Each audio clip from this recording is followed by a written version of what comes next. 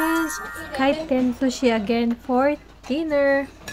This time, kasama namin si Bulilit. Yan, nag-i-enjoy siya magligpit ng plato.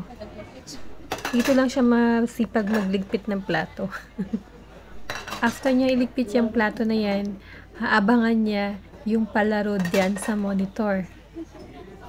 Ayan. So, nakatutok si Bulilit.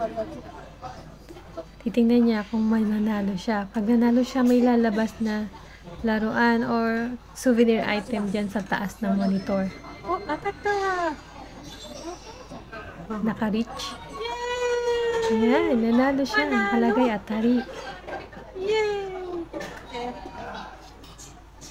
So, kukunin mo doon sa taas. Ano kaya yan? Stamp. May pang stamp na si Kaisay after school.